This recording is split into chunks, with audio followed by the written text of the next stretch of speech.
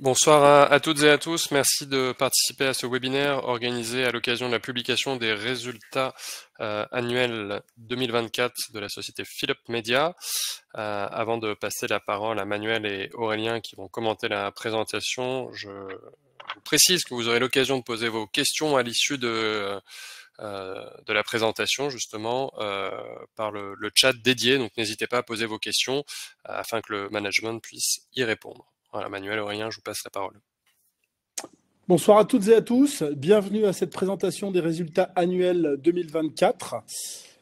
On va commencer tout de suite par se présenter. Je suis Manuel Berland, je suis le président directeur général de la société, cofondateur, en charge du développement réseau auprès des différentes enseignes et partenaires qui nous accueillent.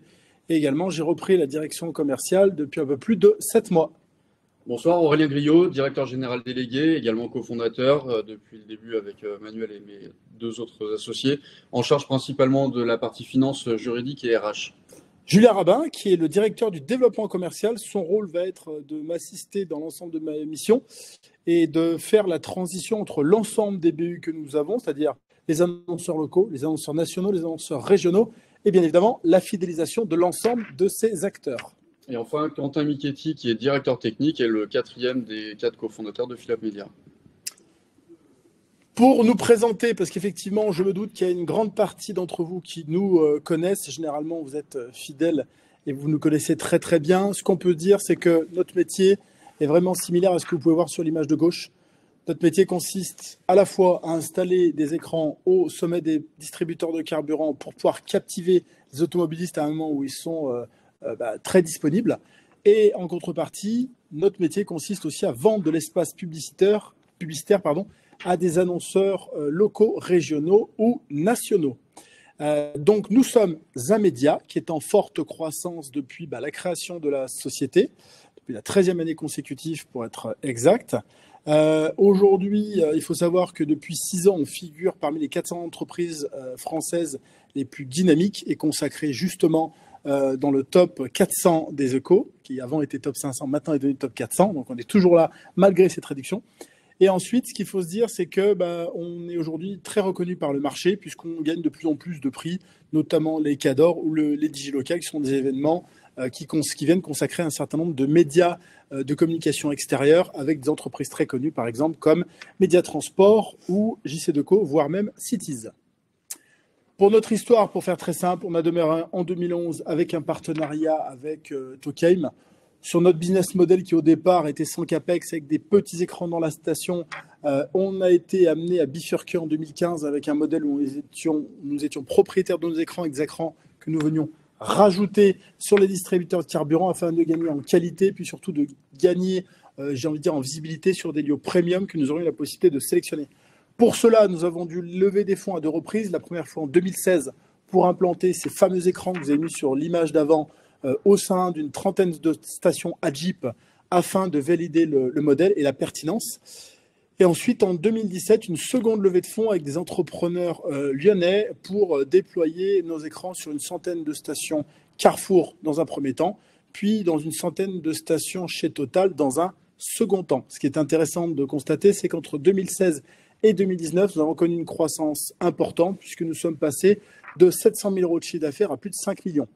Fait majeur dans notre histoire, 2020, le Covid, nous sommes aujourd'hui le seul média de communication extérieure qui n'a pas connu la décroissance durant cette période, tout simplement parce que nous avons un business model qui est basé sur des revenus récurrents, puisque nous vendons des abonnements annuels aux entreprises locales et très souvent aussi régionales, ce qui fait que ça nous donne une certaine forme de revenus en fait tous les mois qui est assez prévisible.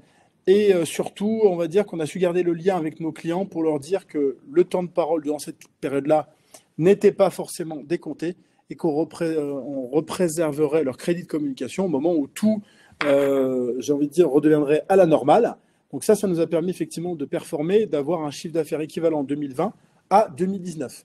2021, nous avons continué notre croissance. 2022, vous le savez, nous nous sommes introduits en bourse.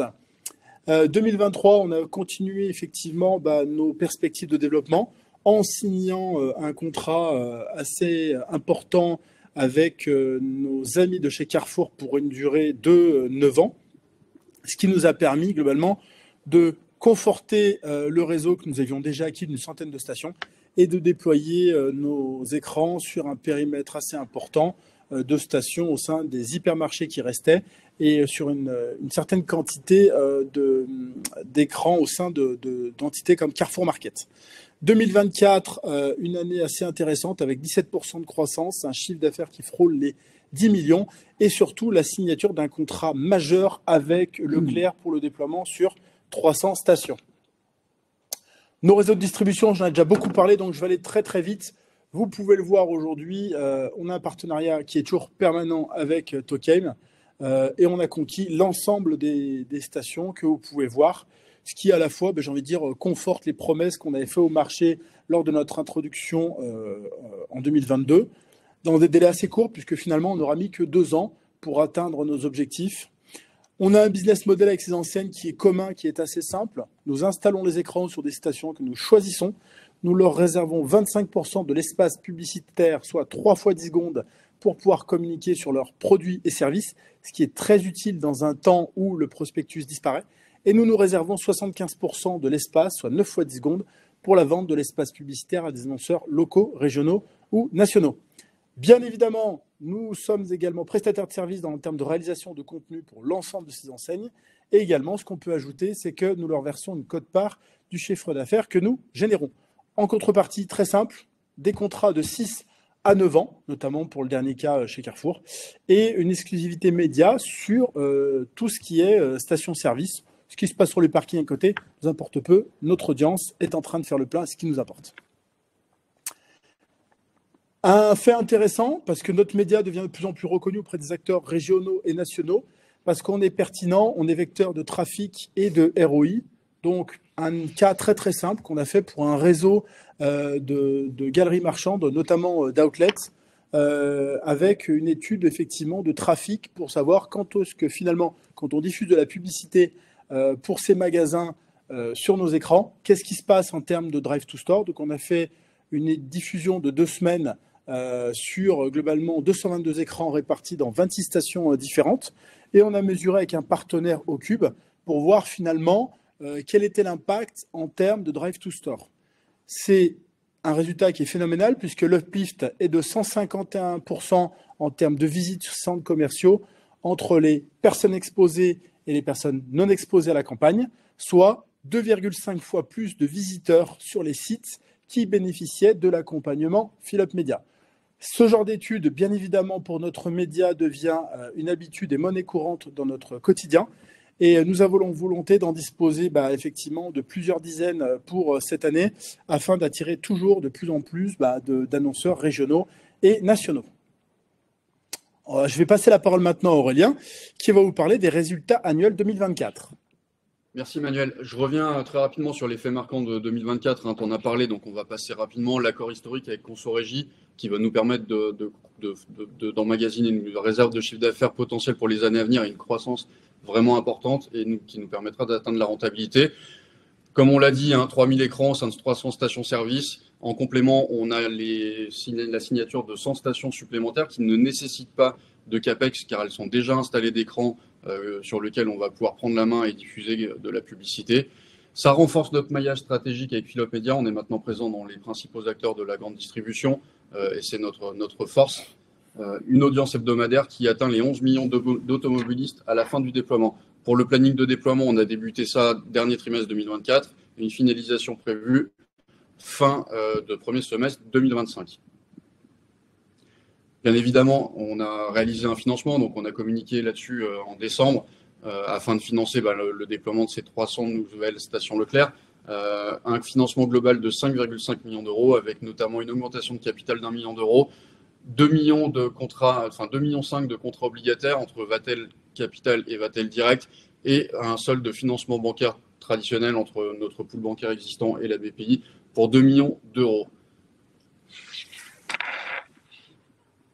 Au niveau des innovations et des faits marquants sur l'année 2024, nous avons su également développer, j'ai envie de dire, nos offres au sein d'un des premiers réseaux qui nous a fait confiance, le réseau Total Énergie, qui a une sensibilité un peu différente, puisqu'on n'est pas au sein d'une GMS, mais au sein d'un distributeur de carburant et d'une entreprise très connue en France. Donc l'idée, c'était d'étendre le partenariat, diversifier l'offre, puisqu'on avait dit que petit à petit, nous viendrons sur la partie électrique. Donc aujourd'hui, à date, nous exploitons pour cette année 380 écrans installés dans 179 stations. Il faut savoir que ce parc va être encore amené à grandir durant l'année, puisqu'il atteindra globalement aux alentours de 450-480 écrans répartis sur 250 stations-service. Et puis, on a négocié quelque chose d'exclusif, c'est-à-dire que nous avons amené un annonceur, en l'occurrence Peugeot, qui est un annonceur pour le coup exclusif, qui occupe 25% de la boucle publicitaire et qui permet d'avoir une exclusivité. C'est le seul annonceur tiers présent sur cette boucle-là. Et ça permet effectivement pour Philips Media de se positionner en tant que média de référence de la mobilité multi-énergie, de plus être que sur le thermique, mais effectivement à nouveau de crédibiliser une promesse faite en 2022, de dire effectivement on veut devenir à la fois leader sur le thermique, mais leader sur l'électrique. Et c'est d'ores et déjà le cas pour l'année 2025. On a deux types d'annonceurs qui composent notre clientèle. Tout d'abord, les annonceurs locaux, qui sont une barrière à l'entrée vraiment forte dans notre modèle. Ça permet d'avoir un modèle résilient et prédictible. On a 73% de notre chiffre d'affaires aujourd'hui, fin 2024, qui a été réalisé auprès de 6500 clients en portefeuille que nous avons. On vous a remis les catégories d'annonceurs. Ça va de l'artisan commerçant en passant par le restaurateur, l'automobile, l'immobilier et bien entendu le cercle du loisir. Évidemment, pour eux, on a une solution vraiment clé en main. On leur vend l'espace publicitaire, on leur réalise le contenu, on planifie leur campagne sur l'année.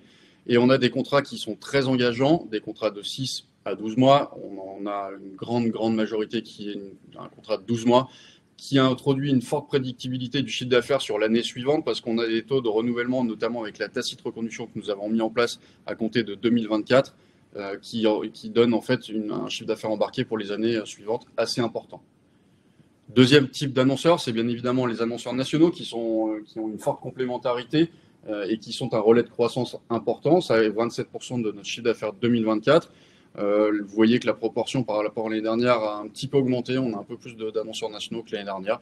On va tendre à toujours augmenter cette proportion d'annonceurs nationaux. On a des annonceurs qui sont vecteurs de croissance parce que forcément, dès qu'on commence à faire une campagne nationale, les chiffres d'affaires sont assez conséquents. Des annonceurs de premier plan, Manuel a parlé de Stellantis, mais on a également Blablacar, Basic Fit, la SNCF. On a un mode de fonctionnement qui est agile et duplicable à l'international pour eux. On est sur un format de 10 secondes qui est similaire à l'ensemble des autres modes d'affichage dans le DOH. C'est exactement la même chose qui se passe à l'international. Les campagnes sont ajustables sur la durée des autres médias, quel que soit le pays. On a notamment des programmes, des partenariats avec des plateformes de programmatique comme iStack. Et on est référencé par l'ensemble des agences médias importantes, présentes en France, Havas Media, Publicis, le Groupe M, etc., etc. Ce qu'il faut dire aussi, effectivement, ce qui est très intéressant à souligner, c'est que cette progression du segment national est intéressante, puisque globalement, elle est encore plus rentable pour nous, puisque faut savoir que pour réaliser ce chiffre d'affaires, il y a besoin finalement de peu de personnes, puisqu'on s'adresse à un certain nombre de cibles qui sont bien définies. Vous les voyez en dessous, il y a 6 agences médias globalement assez connues en France. Il y en a d'autres qui sont plus petites, mais on va dire que l'ensemble des budgets sont concentrés dans ces entités-là. Et que de ce fait, ce qui est intéressant pour nous, c'est que plus ce segment-là grossit, plus ça fait de chiffre d'affaires et plus effectivement, et moins c'est coûteux en termes effectivement de masse salariale. La performance intéressante qui a été réalisée aussi, c'était une promesse lors de notre introduction en bourse en termes de diversification d'offres, de vous dire qu'on était capable finalement aussi d'apporter des annonceurs et de diversifier notre offre, notamment avec des écrans présents dans les galeries marchandes de 2 groupes majeurs, eMedia Center chez Auchan et InStore Media essentiellement présent chez Leclerc, ex-Casino. Mais globalement, avec les mutations, on va dire que la grosse partie de leur parc est en tout cas chez Leclerc. Ce qui est intéressant de voir, c'est que globalement, c'est un montant qui est également en croissance, un peu plus d'1,1 million € de chiffre d'affaires en 2024, ce qui représente 9,5% de notre chiffre d'affaires annuel. Donc une diversification intéressante en complément de celle déjà évoquée auparavant relative à l'électrique. On va passer rapidement sur la croissance du chiffre d'affaires qu'on a déjà eu l'occasion de commenter et qu'on commentera juste sur la slide derrière. On a une progression de notre chiffre d'affaires de 17% cette année à 9,7 millions d'euros. Bon, on est navré, il nous manquait les 300 000 euros pour franchir la barre symbolique des 10 millions qu'on aurait bien aimé atteindre dès cette année, mais ce sera que partie remise pour l'année prochaine, enfin pour cette année, l'année 2025. 13e année consécutive de croissance, on le voit, on a fait une progression toujours constante en dehors de la période Covid 2019-2020. Donc encore une belle croissance cette année et on est reparti pour avoir une croissance encore plus significative cette année parce qu'on a tout simplement les premiers revenus qui ont commencé à être enregistrés sur les nouvelles stations Carrefour qui ont été finies de déployer au second semestre 2024. Donc on va avoir l'effet année pleine de Spark sur 2025, mais on aura également un semestre d'activité sur l'ensemble de nos stations Leclerc que nous sommes en cours de déploiement. Donc le deuxième semestre 2025 sera le semestre de l'explosion et de l'explosion de notre chiffre d'affaires.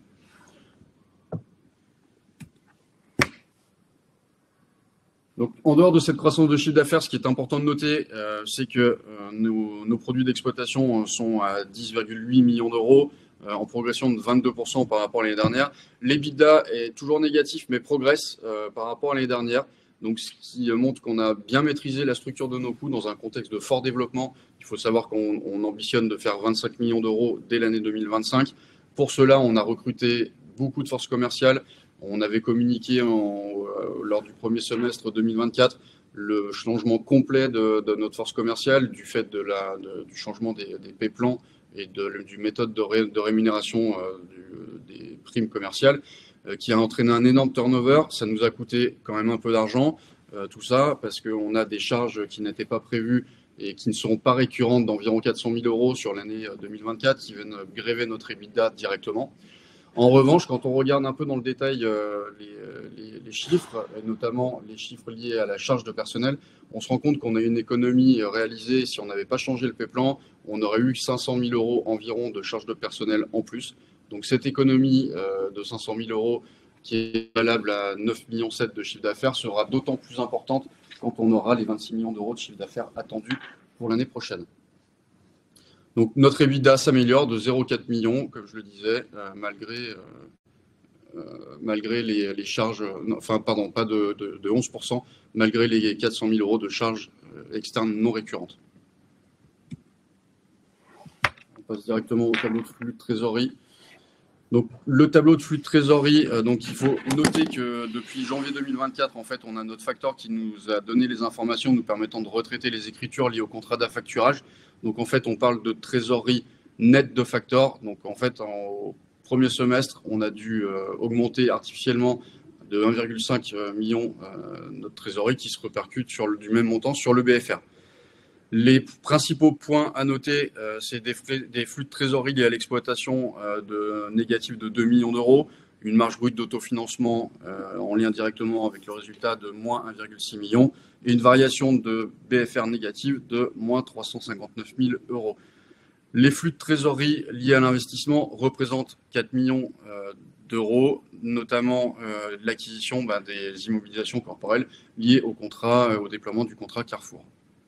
Et enfin, des flux de trésorerie liés à notre financement entre l'augmentation de capital de 1 million d'euros et la variation des emprunts. Donc, c'est les nouveaux emprunts plus les nouveaux contrats d'obligations convertibles moins les remboursements qui nous génèrent un cash flow positif de 4 358 000 au total, soit une variation de trésorerie négative de 1 million sur l'année 2024.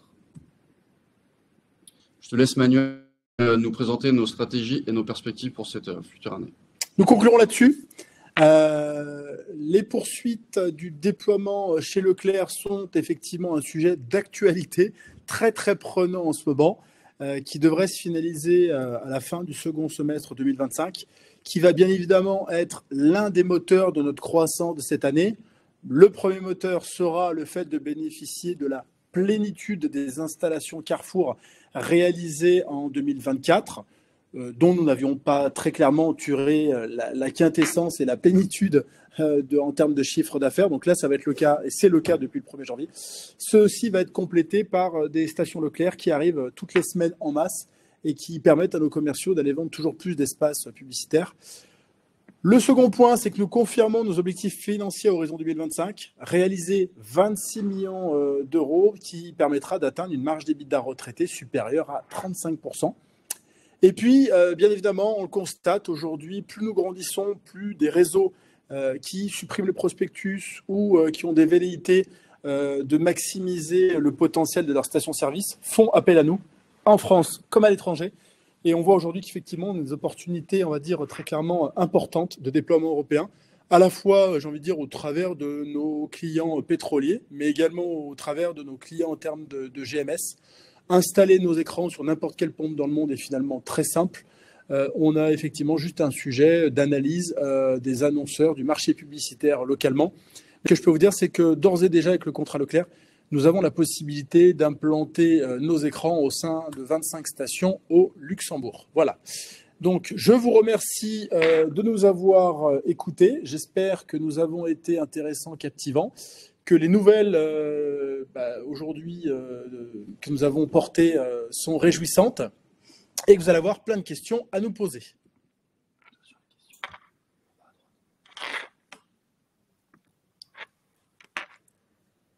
Merci beaucoup, messieurs, pour la présentation. En effet, on a déjà des premières questions. N'hésitez pas donc à poser les vôtres via le module dédié.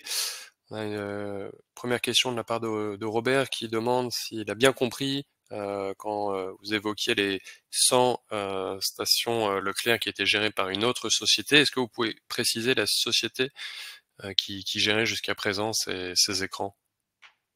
Alors en fait, c'était nous. C'est simplement qu'en fait, il y a deux modèles qui coexistent dans beaucoup d'entités, hein, même chez Carrefour. On va avoir des fois nos écrans à nous. Donc, généralement, quand on signe un accord avec une entité, c'est pour déployer nos écrans à nous. Et il arrive qu'il y a un complément très intéressant avec des écrans qui sont déjà inclus en fait dans la pompe, sur lequel nous prenons le contrôle d'un point de vue en fait logiciel et qui nous permettent de diffuser de la publicité pour des annonceurs divers et variés. Donc effectivement, à chaque fois, c'est un complément. Et c'est très intéressant, mais en tout cas, il n'y a que Philippe Media en tout cas, qui gère du contenu sur des écrans en France. D'accord. Est-ce que vous disclosez cette information, à savoir qui est le plus rentable entre les annonceurs nationaux ou les annonceurs locaux? Je l'ai un peu dit. Ils ont une forme, j'ai envie de dire, de rentabilité qui peut être différente. Le national, vous pouvez constater une rentabilité améliorée parce que globalement, pour aller chercher 3 millions d'euros de chiffre d'affaires, vous avez besoin que de 2 commerciaux grands comptes, peut-être 3 au maximum, mais généralement, enfin, en tout cas en 2024, on l'a fait avec 2 personnes. Le national vous offre quand même une sécurisation, une rentabilité et puis surtout une forme de récurrence dans les revenus qui est similaire à des acteurs, par exemple, du logiciel ou du service, puisque un annonceur local va prendre globalement votre option publicitaire sur un espace, sur un écran, et va être amené à diffuser pendant 1 an et à vous verser chaque mois des revenus, enfin la quote-part du chiffre d'affaires qui nous appartient. Donc il y a une forme aussi de sécurisation qui fait que à chaque fois qu'il y a eu des événements majeurs, et je crois que peut-être le Covid est certainement un des plus gros événements de ce siècle, et on a montré qu'en fait on était résistant, mais beaucoup plus que n'importe quel média extérieur en France. Donc, j'ai envie de dire, d'un côté, une rentabilité un peu supérieure, bien évidemment, sur le local, sur le national qui est indéniable. En revanche, une sécurisation et quelque chose qui nous permet de nous projeter au travers des annonceurs locaux. D'accord.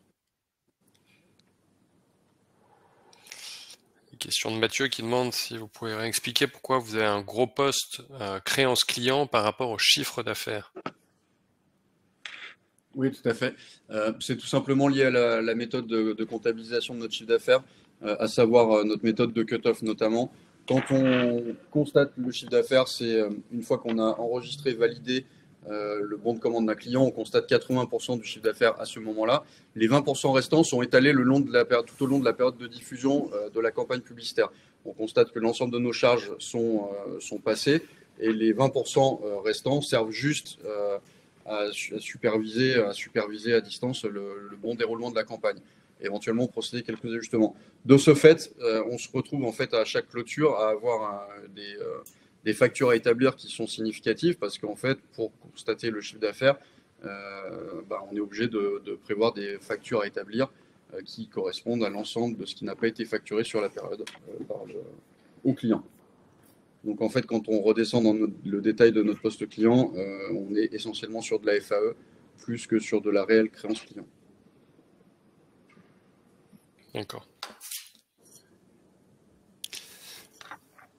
Une question de Loïc qui vous félicite pour ces résultats et qui demande si au-delà d'un effet volume, est-ce que vous constatez un effet prix, c'est-à-dire une hausse des budgets par campagne? Est-ce que dans le temps, les campagnes sont vendues de plus en plus cher? Alors ouais, on peut l'interpréter de deux façons, mais très clairement, il y a un effet prix, un effet volume, hein, puisque aujourd'hui, on constate que beaucoup de stations Leclerc que nous installons sont tout de suite prises par des annonceurs que nous avons déjà en portefeuille, qui sont déjà clients sur d'autres stations. Ça, c'est le premier effet en termes de volume. Sur le prix, aujourd'hui, effectivement, on est sur un marché où on va peu négocier parce que j'ai envie de dire, à la fois, il y a peu de référents et on reste moins cher qu'un affichage 4x3 qui, très souvent, en fait, va permettre d'être affiché, mais moins longtemps que chez nous, avec une valeur d'attention moins importante. Puisque, comme je le dis, quand vous faites le plein, vous n'avez rien d'autre à faire. Et votre station, elle est maximum, puisque je vais à la fois vous diffuser de l'image, quelque chose qui va bouger, et puis je vais aussi vous diffuser du son, à un moment où vous êtes totalement disponible. Donc, oui, c'est très clair qu'effectivement, on a un effet volume-prix qui est assez important. Très clair. Est-ce que vous avez une explication au fait que le titre Philop Media ne soit pas davantage reconnu dans la presse ou sur les forums boursiers où voilà, il y a assez peu de présence d'actionnaires? Je pense que ça s'explique aussi par la structure du capital, mais je ne sais pas si vous vouliez apporter quelque chose, d'éléments de réponse là-dessus. Oui, alors il y a deux éléments de réponse, hein. Le premier, c'est effectivement, comme tu le dis, c'est la structure de notre actionnariat. Aujourd'hui, on voit que le flottant n'est pas fortement représenté par de l'investisseur individuel, personne physique. Effectivement, on a eu la chance de bénéficier de l'accompagnement de fonds significatifs lors de l'IPO. Et effectivement, ces fonds n'ont pas vocation à faire de la liquidité sur le titre. Donc, ce qui vient un peu nous pénaliser. La deuxième chose, c'est notre niveau d'investissement publicité financière. Effectivement, on sait qu'il faudrait mettre en avant le titre sur des Boursorama, sur des zones bourses, etc., etc. C'est des budgets qui sont significatifs et pour l'instant, on préfère se focaliser sur le développement de l'entreprise avant de faire ce travail sur la valorisation du titre. J'invite l'ensemble des actionnaires à participer. Moi, personnellement, je regarde en tout cas tous les forums qu'on peut trouver sur Boursier, Zone Bourse ou Boursorama. Je n'ai pas le droit de répondre, évidemment, en direct, mais j'invite l'ensemble des actionnaires à parler de Philop Media, à faire vos débriefs. Ce sera bien pour Philop Media, mais également bien pour vous, porteurs d'actions. Message est passé. Robert demande si vous pensez atteindre un EBITDA positif en 2025. Très positif en millions.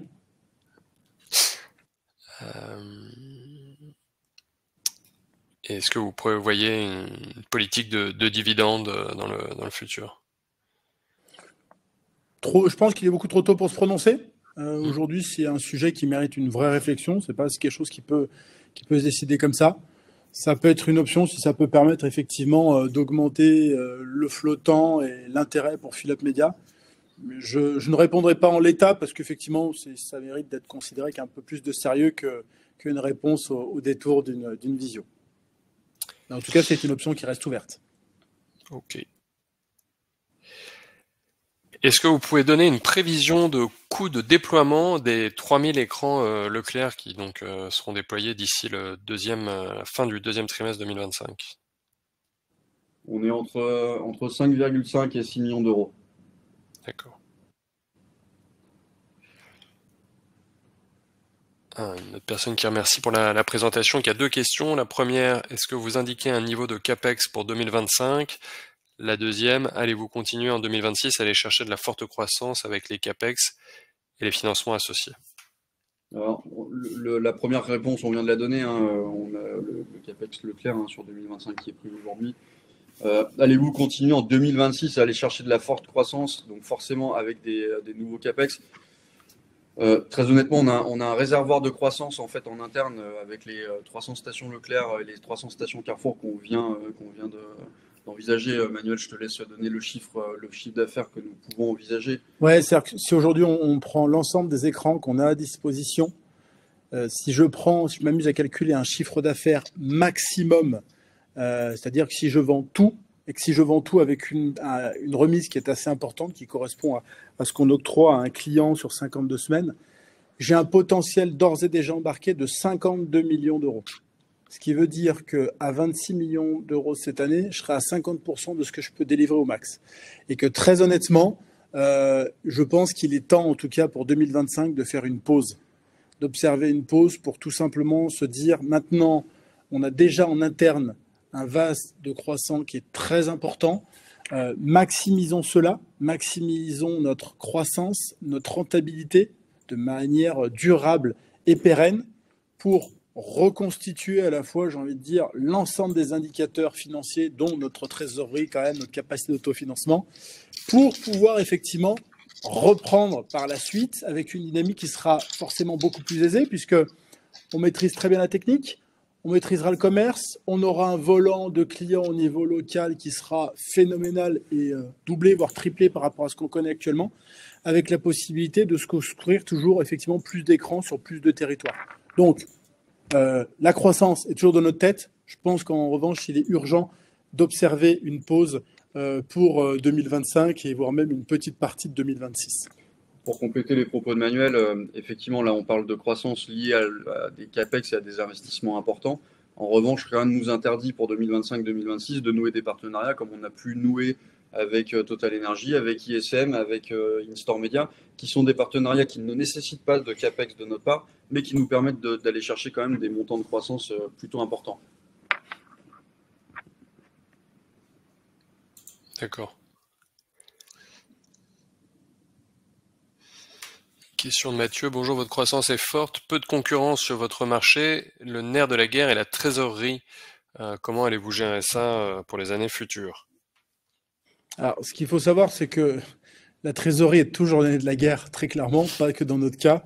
Je pense que le Covid a appris à tout le monde, si ce n'était pas déjà acquis, il fallait avoir des positions de trésorerie très fortes pour pouvoir souscrire au PGE et le rembourser si on le souhaitait. Et ça, je pense que voilà. Je pense qu'aujourd'hui, toutes les entreprises qui avaient des positions de trésorerie très fortes, ça leur a permis aussi de beaucoup avancer pendant que d'autres ne pouvaient pas. Donc l'idée pour nous, bien évidemment, c'est d'avoir une trésorerie très importante. Comment on souhaite gérer ça? Écoutez, c'est assez simple, hein. On va dire qu'on est une entreprise similaire à ce que font beaucoup d'entreprises dans le logiciel, avec un MRR qui ne fait que grossir d'année en année, qui va prendre effectivement une autre ampleur encore cette année, et qu'on a à notre disposition tout un tas de solutions pour financer ces contrats. Globalement, je vous rappelle qu'on fait signer des contrats de 12 mois, même des fois de 24 mois.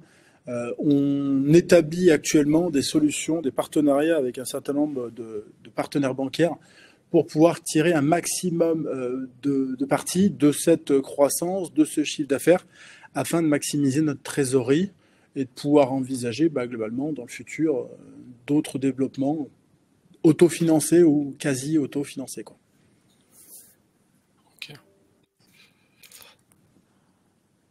Est-ce que vous avez des prévisions d'installation sur des bornes électriques et est-ce que vous avez d'autres partenariats de ce type en cours de discussion? Oui, nous avons beaucoup de sujets en cours de discussion. Bien évidemment, ce qu'on a fait chez Total a inspiré une grande partie du marché. On a beaucoup de gens aujourd'hui qui discutent avec nous. C'est une très bonne chose. C'est un signe d'intérêt fort pour nous en tout cas. Et ce qu'il faut voir, c'est que notre volonté, c'est pas de nous déployer sur la borne électrique, vous avez bien compris, sur des écrans qui sont à proximité des bornes et qui peuvent servir entre guillemets de totem de la station-service. On avait fait circuler quelques projets à ce niveau-là. L'idée, c'est de recréer le totem de la station-service avec un écran de 2 mètres carrés qui permet à la fois de mélanger des informations relatives à la station, le prix de la recharge aux 100 km, le nombre de places par exemple disponibles, le temps d'attente moyen pour pouvoir recharger son véhicule. Donc oui, effectivement, on a beaucoup de projets, des projets sans CAPEX, et je pense que dans le futur, des projets avec CAPEX qui nous permettraient de décupler vraiment notre audience et d'avoir une visibilité encore plus importante et de rester bien évidemment le média de la mobilité multi-énergie.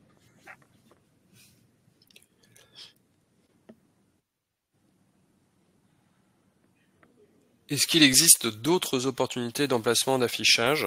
Tu en as un petit peu parlé, mais comme les panneaux publicitaires en ville par exemple, ou d'autres types en fait de supports que vous avez identifiés?